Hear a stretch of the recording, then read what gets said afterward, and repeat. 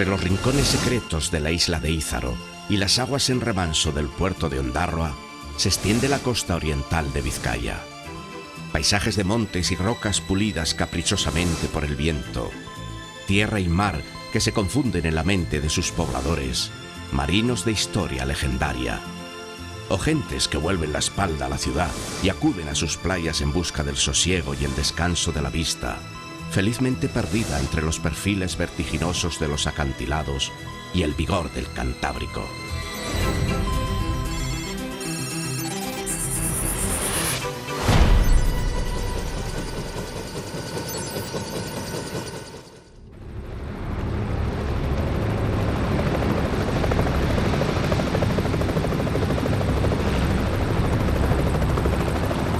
Cerca de la costa, el apasionante vuelo rasante por encima de las olas nos permite sentir la belleza de los acantilados moldeados por el tiempo y el mar.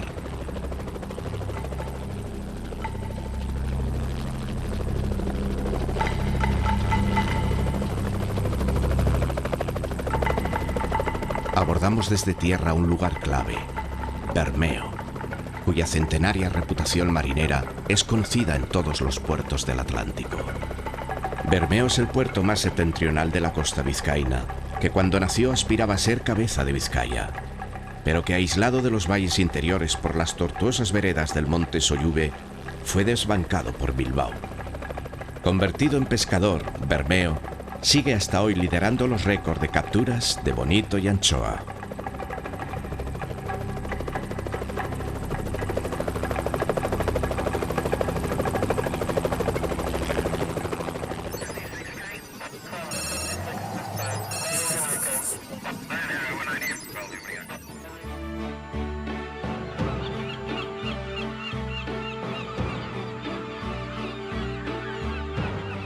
Es emocionante entrar desde el mar en este puerto viejo, escenario de algunas de las historias más brillantes de la marinería vasca.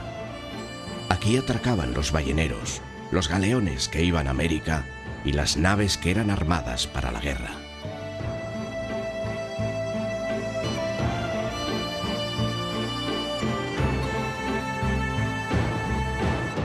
En esta pequeña rada, encerrada entre torres medievales y campanarios de iglesias góticas, surgió una casta de marinos indomables, viviendo en un laberinto de callejuelas intransitables.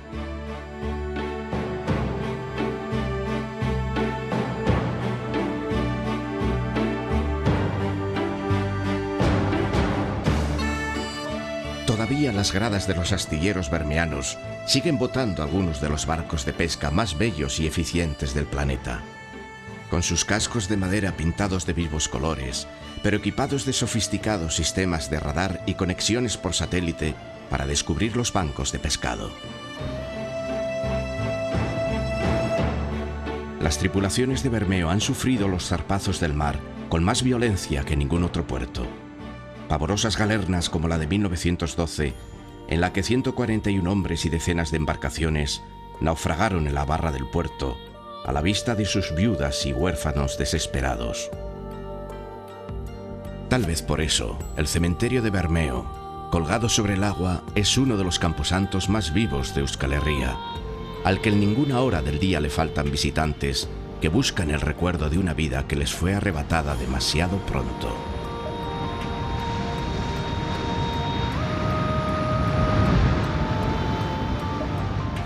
Día de sol temprano, que despierta con la música incesante de las olas rasgadas por un pesquero que vuelve con su carga a puerto.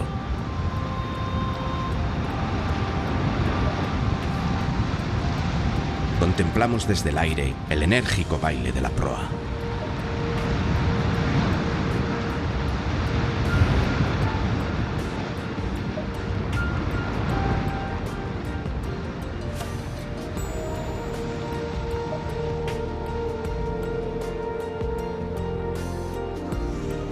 Atraídos por el murmullo de la espuma, nos acercamos a la milenaria isla de Ízaro.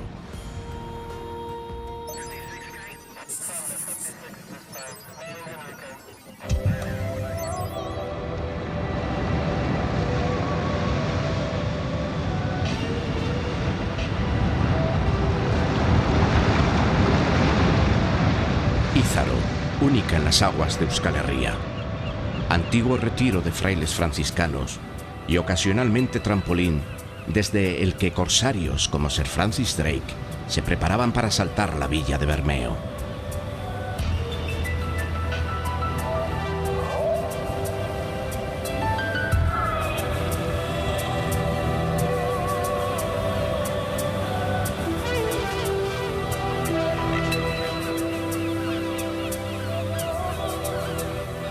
Pulimos el lomo de la isla, cada vez más desierta y mineral.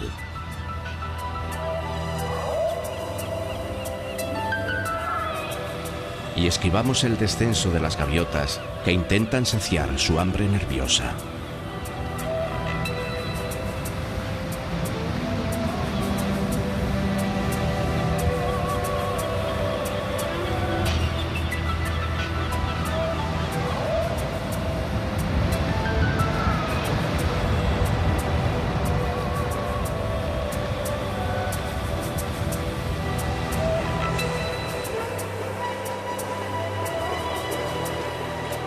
Bermeo siempre vivió aislado de los terrestres del interior, ensimismado con su isla y su mar.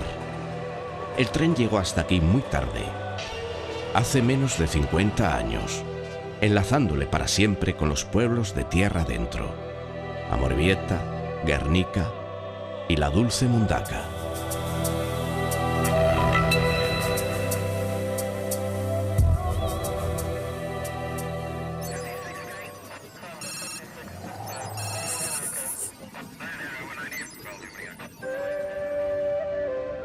Nos acercamos a Mundaka, puerto enraizado en una costa de baja profundidad y con un perfil parecido al de un irregular cuchillo de sierra. La ermita de Santa Catalina vigila la entrada a la reserva natural de Urdaibai y aún conserva una diminuta muralla donde se apostaron los cañones en las guerras carlistas. Llegamos a Mundaka con apenas 2000 personas en invierno que se multiplican por 5 en verano. La iglesia de Santa María comenzó a construirse hace 500 años y todavía hoy, alzada en solitario sobre la colina de la Atalaya, ejerce la indiscutida presidencia sobre unas casas que miran con respeto su torre. La pequeña rada de Mundaka, que se queda casi seca en las bajamares, nunca pudo aspirar a una gran flota propia, pero aún alardea de algunas glorias de su pasado marino, forjado por héroes de las aguas, como Domingo Portuondo, que murió lejos de su iglesia a manos del pirata Barbarroja.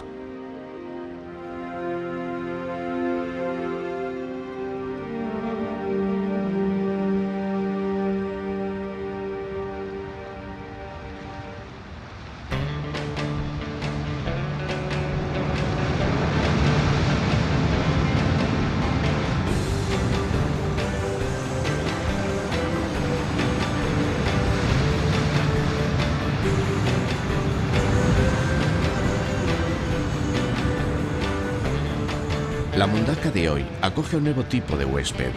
Son los surfistas que han venido de Australia y de otras partes del mundo para subirse a la mejor ola de Europa.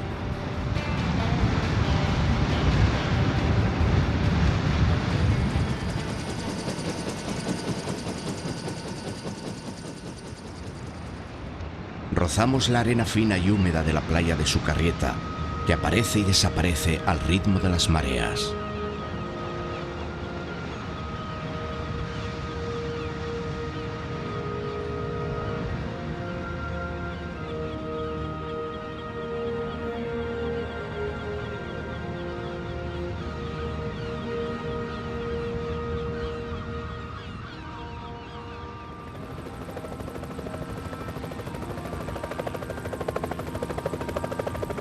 Pero nos resistimos por hoy a escuchar la llamada seductora del estuario arenoso de Urdaibai y volvemos a la ruta que nos marca la línea dentada de la costa vizcaína para asistir a un espectáculo sin horas, distinto a cada segundo y siempre asombroso.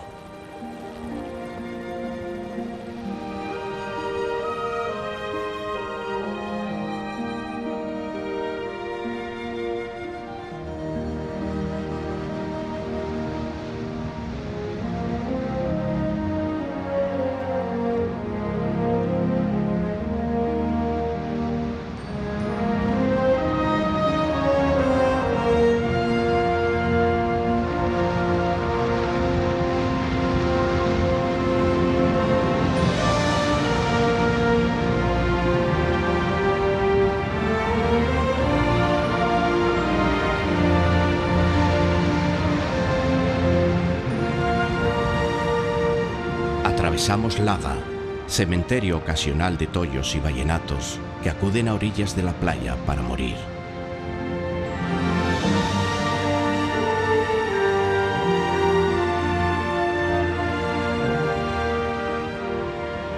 Esquivamos admirados las imaginarias esculturas moldeadas por el mar y el viento.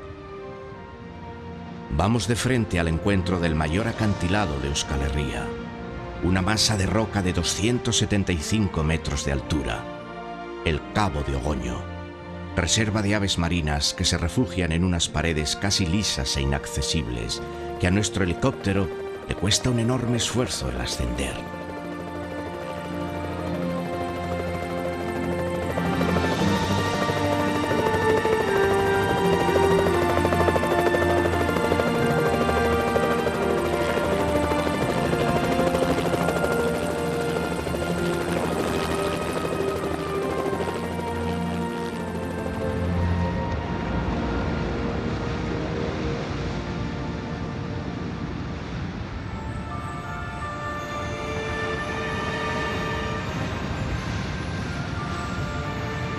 Sorteando el Cabo de Ogoño, llegamos a El Anchove.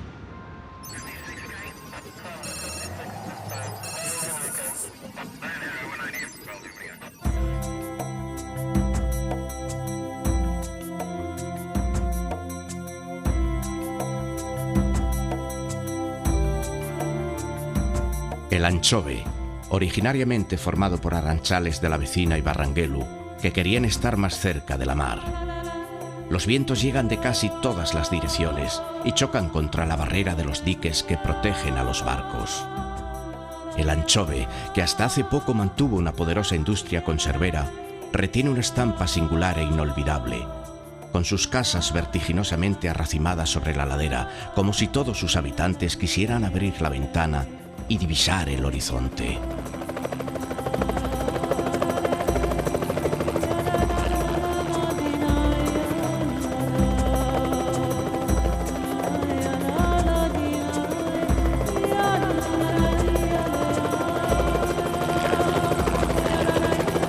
Los caballos se asustan con el ruido de las hélices y cabalgan al borde del acantilado.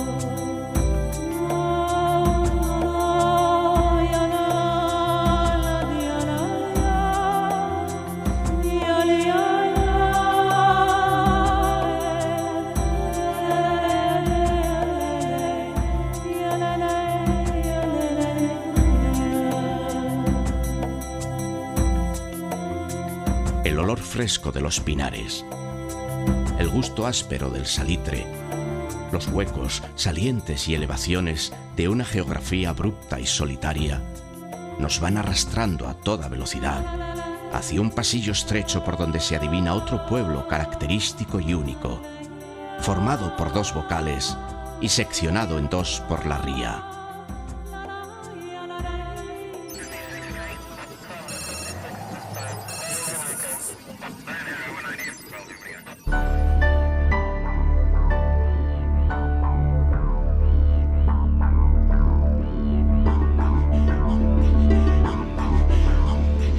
Ea, fundada en el siglo XVI por los arranchales de Bedarona, Ereño y Nachitua, protegida por la sombra de los montes, con un pequeño puerto que solo puede ser utilizado cuando sube la marea y hay suficiente agua para salir.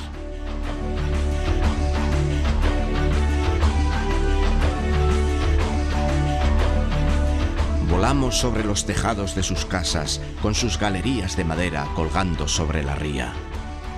Sobre los campanarios de sus dos iglesias gemelas, enfrentadas a ambos lados de un puente. Al fondo, siempre el horizonte, línea imaginaria, inamovible e inexistente.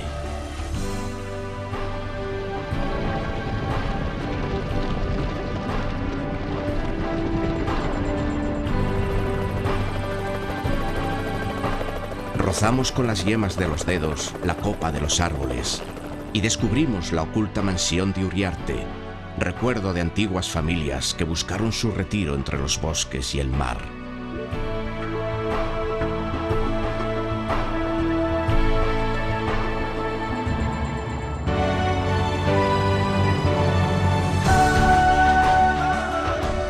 Y el mar nos cita otra vez, y casi nos posamos sobre las resbaladizas láminas de piedra que preceden a la solitaria playa de Ogueya, a pocos metros de Ispaster. Una amplia cala pedregosa en media luna, a la que resulta difícil acceder desde tierra.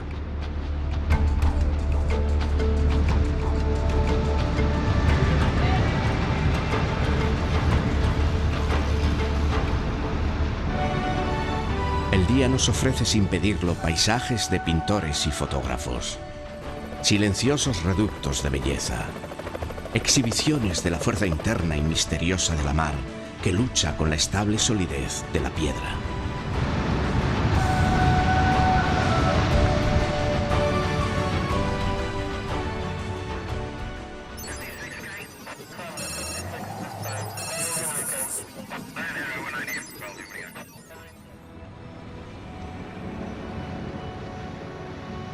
Acantilados como este, donde hunde sus livianos cimientos el faro de Santa Catalina, ya cerca de Lekeitio, punto de mira desde el que antes se divisaban los movimientos de las ballenas que se acercaban a la costa.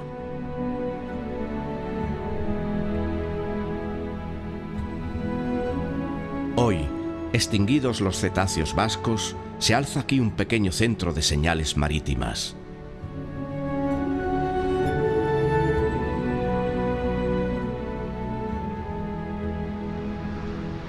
Pasamos al pie de las cuevas de Santa Catalina, donde habitaron nuestros antepasados hace 30.000 años, viviendo del pescado y el marisco que la mar les daba.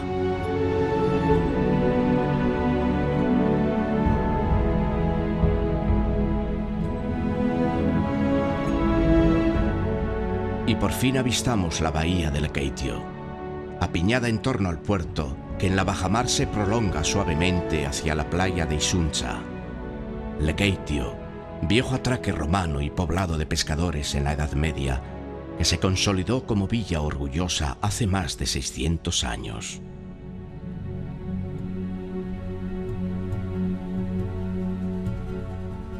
Abordamos la isla de San Nicolás por su parte trasera, una isleta desierta que se utilizaba como lazareto para aislar a los enfermos contagiosos. Un paraje al que fueron trasladados los infectados por la peste de 1578 para que no contagiaran a sus vecinos.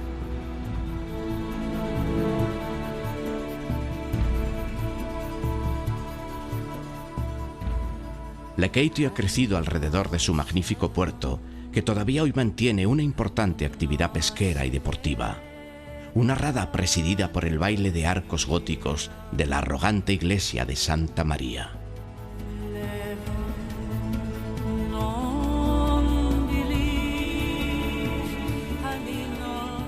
Pero hoy, la medieval Lekeitio es en la actualidad un pujante foco de atracción veraniega, con sus muelles acogedores entre el cabeceo de los barcos y sus miradores de cristal.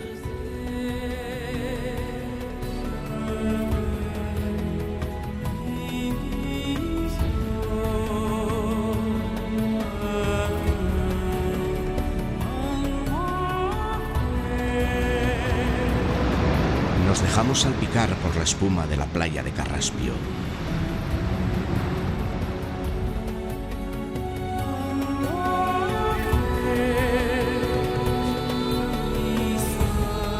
Y entramos por la embocadura del río Lea.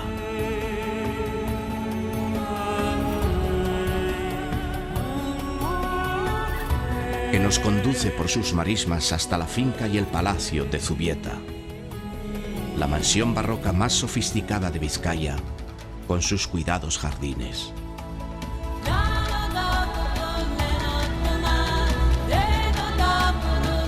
Sus fachadas señoriales y sus pinos insignis, introducidos por el propietario como capricho botánico hace 150 años, y que hoy pueblan grandes superficies de la tierra vasca.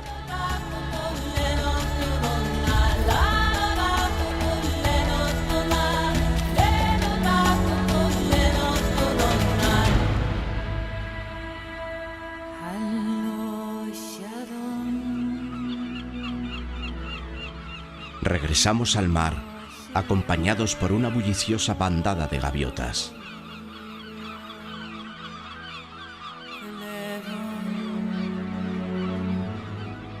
Nos dejamos arañar por las ramas de los árboles para contemplar la majestad del paisaje costero, sedante para la vista.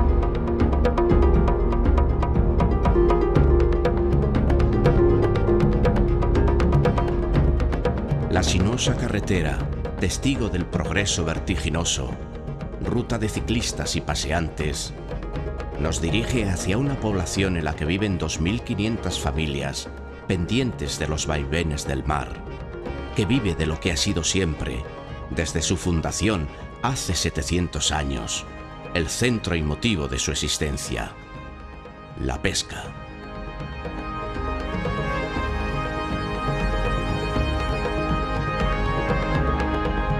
Ondarroa nos recibe con hospitalidad.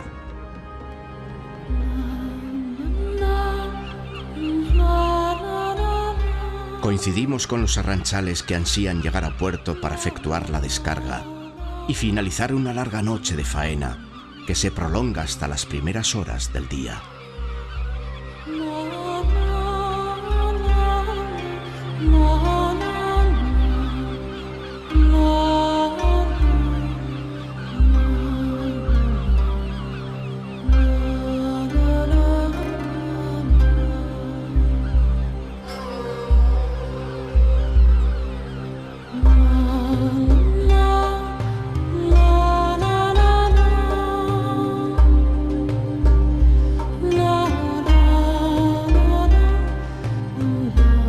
Ondarroa se levanta a orillas del río Artibay, que desciende del monte Oiz y fue quemada por las tropas francesas en 1794.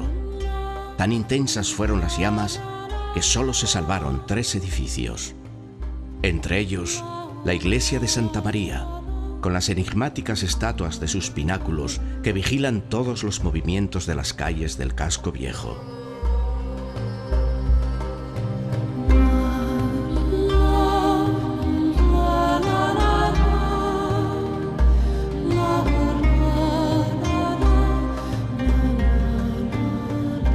Las embarcaciones aguardan dormidas hasta que arranquen de nuevo los motores.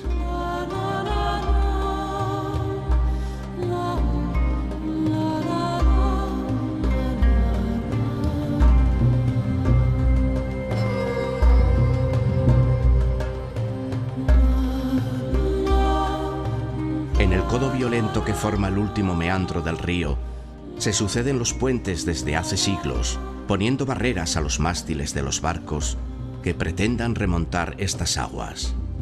Puentes de madera, arcos de piedra, pasarelas mecánicas de peaje y el nuevo perfil curvo y asimétrico del exótico puente de Calatrava.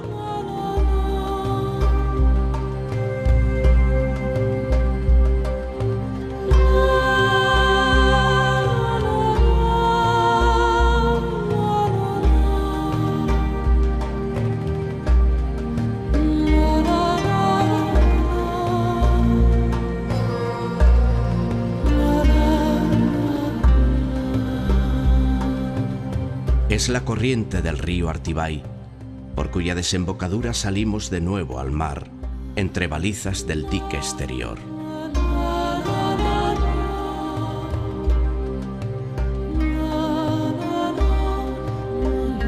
Cruzamos la playa.